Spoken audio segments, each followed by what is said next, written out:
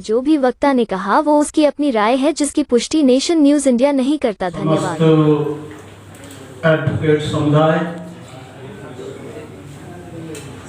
और सभी यूट्यूबर्स और तमाम जो श्रोतागण हैं, मेरे से पहले कई वक्ताओं ने अपना अपना वक्तव्य दिया और बाबा साहब के बारे में, व्यक्तिगत बारे में, social freedom, religious freedom, choice freedom, ये सब इस मुल्क में मुझे ऐसा लगता है कि संभव नहीं है। बाबा साहब डॉक्टर अम्बेडकर ने जब 26 नवंबर 1949 को संविधान बनाकर दिया और 26 जनवरी 1950 को जब संविधान लागू हुआ, इम्प्लीमेंट हुआ, बाबा साहब डॉक्टर अम्बेडकर एक कोने में बैठकर रो रहे थे। इसी 26 पुरालीपुर रोड पर उनके जो शिष्य थे, उनके जो सेवक थे, रत्तू ने पूछा, बाबा साहब आपने कितना बड़ा काम किया है और आप रो रहे? आपने तो लोगों को हजारों साल की गुलामी की दास्ता की बेड़ियों को आपने काट दिया। जो यहाँ का आर्टिकल नंबर 13 है, 14 है, 15 है, 16 है, वो यहाँ के दलित शोषित पीड़ित, जो यहाँ के ओबीसी और बीसी और शेड्यूल कास्ट और शेड्यूल कास्ट के लोग हैं, उनके लिए वो आर्टिकल नंबर 14 और 15 और 16 एक वरदान है। लेकिन बाबा साहब डॉक्टर अम्बेडकर ने कहा, रत्तू तुम नहीं जानते हो, रत्तू तुमको पता नहीं है कि देश मनुवादियों का देश है और मैं संविधान ऐसे व्यक्तियों के हाथ में सौंप रहा हूं जो लोग इस संविधान को कभी इंप्लीमेंट नहीं करेंगे। ये देश का राष्ट्रपति राजेंद्र प्रसाद राष्ट्रपति बनने पर 101 ब्राह्मणों के पैर धोता हो और उस पैर धोने की गंदगी का आचमन लेता हो और वो अहोभाग्य समझता हो। लोहिया जी ने इस पर बहुत कटाक्ष किया। लोहिया जी ने कहा, कोई कल्पना नहीं की जा सकती कि यहां पर लोकतंत्र और डेमोक्रेसी जिंदा रहेगी, जमहूरियत यहां जिंदा रहेगी, आदमी का अधिकार जिंदा रहेगा। बाबा साहब डॉक्टर अम्बेडकर ने आज से पहले कह दिया था। आपको मालूम होना चाहिए वकीलों, इस देश का सबसे बड़ा पहला सदस्य इस देश का राष्ट्रपति होता है। मैं उस समय जगन्नाथपुरी में था और संविधान सम्मेलन में ब्रह्मा कुमारी के लोगों ने मुझे बौद्धों की तरफ से प्रतिनिधित्व करने के लिए बुलाया। राष्ट्रपति गए, लेकिन जगन्नाथपुरी के मंदिर में उन ब्राह्मणों ने, पुजारियों ने उनको अंदर नहीं घुसने दिया। ये वीडियो है, मैं झूठ नहीं बोल रहा हूं, यहां के समस्त अखबारों में आया। जिस देश में राष्ट्रपति को नहीं घुसने दिया जाता हो, डॉक्टर अम्बेडकर जैसे व्यक्ति को जो लंदन से और कोलंबिया से इतना बड़ा पढ़ाई करके आया हो, डॉक्टर अम्बेडकर बड़ौदा में बैठकर ये संकल्प लिया था कि मैं इस व्यवस्था को नेस्त नाबूद करूंगा। लेकिन यहाँ का सरियल और ढालियल ढांचा, यहाँ का जो सरियल और ढालियल ढांचा है, उसको बदलने के लिए आज से 2500 वर्ष पहले बुद्ध आए, महावीर स्वामी जैन और गुरु नानक आए, चोखा मेरा आए, ज्योतिराव फुले आए, साहू जी महाराज आए, कबीर आए, रैदास आए, लेकिन वो ढांचा आज भी 5000 वर्ष से वैसा का वैसा खड़ा हुआ है। मैंने अपने 46 वर्ष के संन्यास में, आज मेरी उम्र 75 में स्टार्ट हो गई है। 8 अक्टूबर से राजेंद्र पाल बहुत छोटे थे जब से मैं मिलता हूं, LLB कर रहे थे। राजेंद्र पाल से मेरा बहुत पुराना संबंध है। राजेंद्र पाल एक अच्छे व्यक्ति हैं, लेकिन वो किस हड़बड़ी में हैं, क्या कारण है कि उन्होंने इस्तीफा दे दिया, वो जाने, हमें इस बात का पता नहीं। लेकिन उनकी जो 22 प्रतिज्ञा है, उसकी वजह से सारे देश का अम्बेडकरवादी और बुद्धिस्ट उनकी साथ है। नागपुर में उनका स्वागत कराया, गुजरात में उनका स्वागत कराया, देश के कोने कोने में स्वागत हो रहा है। लेकिन हम चाहते थे कि ये जो इनका विधायक आम पार्टी से है, उसको भी लात मार देनी चाहिए कि संदेश समाज में जाए। क्यों? ये देश 4 स्तंभों से चलता है। आप तो पढ़े लिखे लोग हैं, वकील हो, मैं तो वकील नहीं हूं।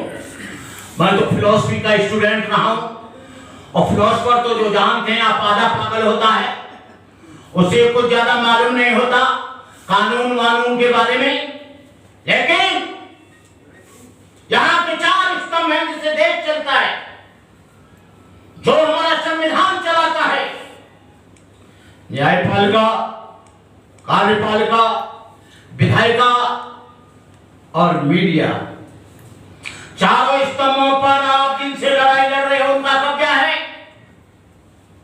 न्यायालय में चले जाओ, वो बैठे हैं। कार्यपालिका में एडमिनिस्ट्रेशन चल रहा, वो बैठे हैं। विधायिका में चले जाओ, आप उन्हें चुनकर भेज दे, वो बैठे हैं।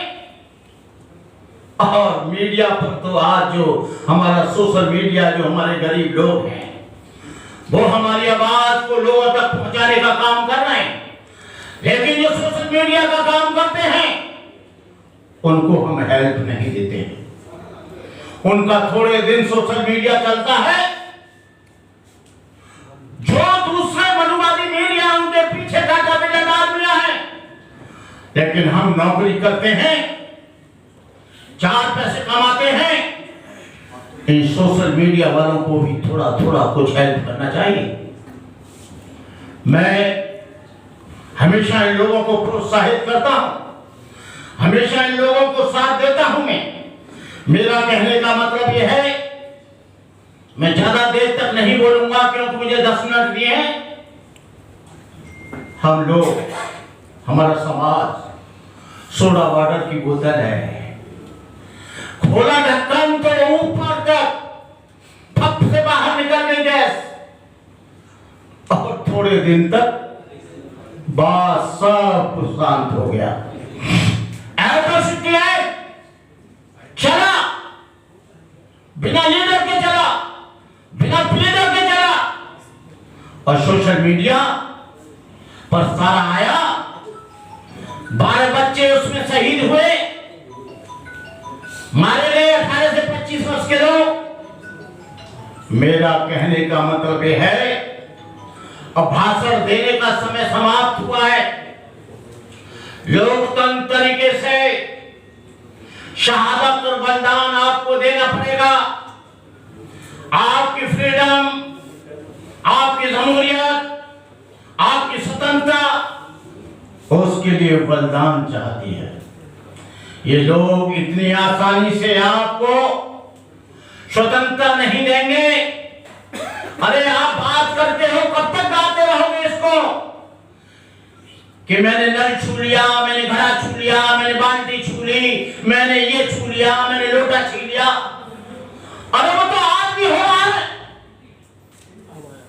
हिंदू मेघवाल जैसे बच्चे को, 9 वर्ष के बच्चे को मार दिया जाता है।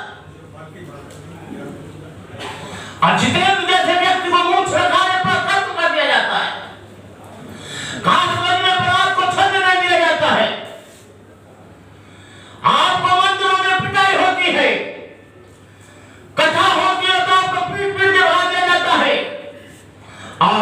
संविधान को इसी धरती पर जलाया जाता है। केवल इस पार्लियामेंट की बगल में जहां पर लोग बैठे हैं, 135 लोग पार्लियामेंट में, उनके कान पर चू नहीं लगती है, रिजर्व सीट से आते हैं। लेकिन जो यहाँ का रिजर्व सीट का आदमी है, एससी का आदमी है, एसटी का आदमी है, बैकवर्ड का आदमी है, ओबीसी का आदमी है, उस पर जुल्म होता है, अत्याचार होता है, उनकी बहन बेटियों के साथ बलात्कार होता है। आप कब तक कहोगे कि हमारा ये फ्रीडम ऑफ चॉइस, इस देश में कल्पना मत करना, 60 वर्ष गुजर गए, अब आपकी फ्रीडम की चॉइस है। चॉइस का मतलब है बोलने का अधिकार, चलने का अधिकार, खाने का अधिकार। लेकिन यहाँ गाड़ी में आता है, गुजरात में कोई नया लड़का तो गाड़ी को तोड़ दिया जाता है, अम्बेडकर की शर्ट पहन कर आता है तो उस शर्ट को फाड़ दिया जाता है। यदि वो उनके मरे हुए पशुओं को नहीं उठाता है तो उनके हाथ बांध कर, पैर पर चढ़कर, ऊपर चढ़कर उनको पूरे बरसाए जाते हैं। अरे कहाँ फ्रीडम ढूंढ रहे हो? अपने हाथ में फ्रीडम लो। मुझे राहुल नागपाल जानता है, मुझे राजेंद्र पाल जानता है, मेरे ऊपर जुल्म हुआ, मैंने कभी एफआईआर नहीं की। उस जुल्म का बदला मैंने लिया। मैं सेंट्रल जेल में 1.5 साल तक फतेहगढ़ सेंट्रल जेल में रहा। मैंने कभी आह नहीं की। ये जो बच्चा है चंद्रशेखर आजाद, इसको छुड़ाने वाला, इसको हेल्प करने वाला बंदे करुणा करे, मैं चुपचाप काम करता हूं। राहुल नागपाल जानता है, राहुल नागपाल, एडवोकेट सुरजीत, बालक राम, हम तीनों 2-2, 4-4, 10-10 बार जेल में गए। वहां कहता था कि हमको छुड़ा लो, हम के छुड़ा तो लेंगे, लेकिन तू कोई पार्टी मत बनाना। आदमी सोशल मूवमेंट के पीछे अपना राजनीतिक स्वार्थ रखता है, सामाजिक आंदोलन के पीछे अपना राजनीतिक स्वार्थ पूरा करता है।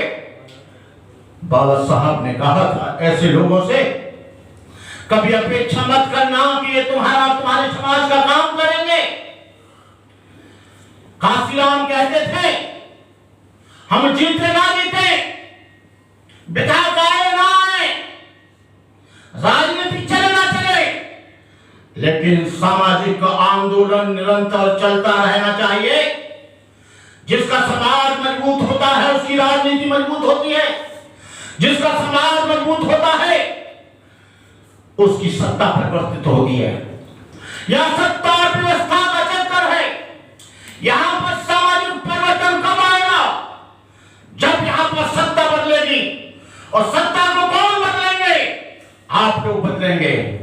कल एक बैकवर्ड का आदमी था, उसने मेरे से कहा पंडित जी राम मंदिर तो बन गया और हमारा कल्याण भी राम मंदिर करेगा। हमने कहा तुम्हारे बैकवर्ड के लोग, विनय कटियार बजरंग दल का अध्यक्ष है, उमा भारती तमाम प्रतिनिधित्व करती है आरएसएस का, बीजेपी का।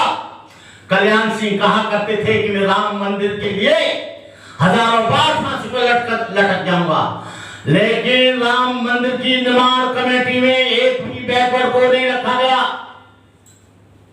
राम मंदिर के ट्रस्ट में एक भी एससी एसटी बैकवर्ड के आदमी को नहीं रखा गया।